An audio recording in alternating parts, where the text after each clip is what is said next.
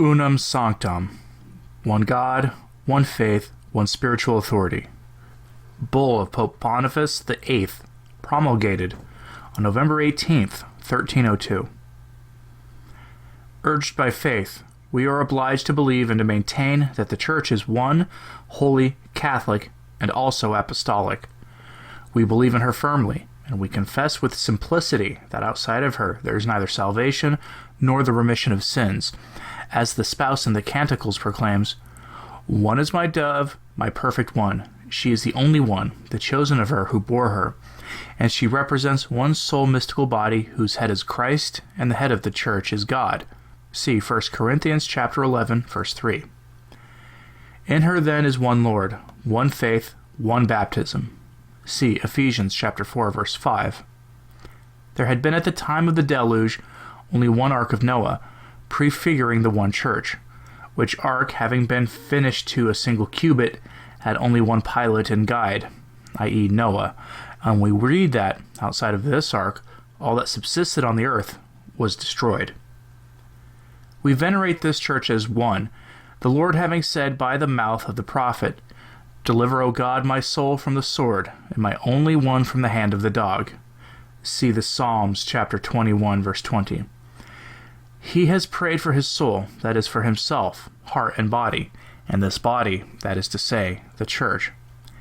He has called one because of the unity of the spouse, of the faith, of the sacraments, and of the charity of the Church. This is the tunic of the Lord, the seamless tunic, which was not rent, but which was cast by lot. See John chapter 19, verses 23 to 24. Therefore, of the one and only Church there is one body and one head, not two heads like a monster. That is Christ and the vicar of Christ, Peter and the successor of Peter, since the Lord speaking to Peter himself said, "Feed my sheep." See John chapter 21, verse 17. Meaning my sheep in general, not these nor those in particular, whence we understand that he entrusted all to him, Peter. Therefore, if the Greeks or others should say that they are not confided to Peter and to his successors, they must confess not being the sheep of Christ, since our Lord says in John, "There is one sheepfold and one shepherd." We are informed by the texts of the Gospels that in this Church and in its power are two swords, namely the spiritual and the temporal.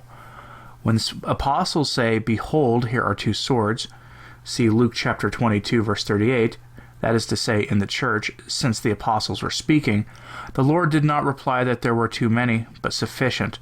Certainly the one who denies that the temporal sword is in the power of Peter has not listened well to the word of the Lord commanding, "Put up thy sword into thy scabbard." See Matthew chapter 26, verse 52.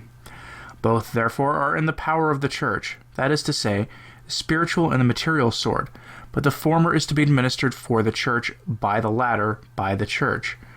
The former in the hands of the priest, the latter by the hands of kings and soldiers, but at the will and the sufferance of the priest.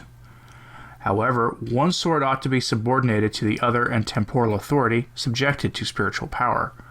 For since the apostle said, "There is no power except from God and the things that are ordained of God," see Romans chapter 13, verses 1 to 2. But they would not be ordained if one sword were not subordinated to the other, and if the interior one, as it were not led upwards by the other. For according to the blessed Dionysius, it is a law of the divinity that the lowest things reach the highest place by intermediaries. Then, according to the order of the universe, all things are not led back to the order equally and immediately, but by the lowest by the intermediary, and the inferior by the superior. Hence, we must recognize the more clearly that spiritual power surpasses in dignity and nobility any temporal power whatever, as spiritual things surpass the temporal. This we see very clearly also by the payment, benediction, and consecration of the tithes, but the acceptance of power itself, and by the government even of things. For with truth as our witness, it belongs to spiritual authority to establish the terrestrial power, and to pass judgment if it has not been good. Thus is accomplished the prophecy of Jeremiah concerning the Church and the ecclesiastical power. "Behold, today I have placed you over nations, and over kingdoms," and the rest. Therefore, if the terrestrial power err, it will be judged by the spiritual power.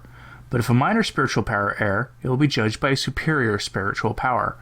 But if the highest power of all err, it can be judged only by God and not by man, according to the testimony of the Apostle. The spiritual man judgeth of all things, and he himself judged by no man. See 1 Corinthians 2:15. This authority, however, though it has been given to man and is exercised by man, is not human, but rather divine, granted to Peter by a divine word and reaffirmed to him, Peter, and his successors by the one whom Peter confessed, the Lord saying to Peter himself, Whatsoever you shall bind on earth shall be bound also in heaven. See Matthew chapter 16, verse 19. Therefore, whoever resists this power thus ordained by God, resists the ordinance of God. See Rome chapter 13, verse 2. Unless he invent like Manichaeus two beginnings, which is false, and judged by us heretical. Since according to the testimony of Moses, it is not in the beginnings, but in the beginning that God created heaven and earth. See Genesis chapter 1, verse 1. Furthermore, we declare, we proclaim, we define that it is absolutely necessary for salvation that every creature be subject to the Roman Pontiff.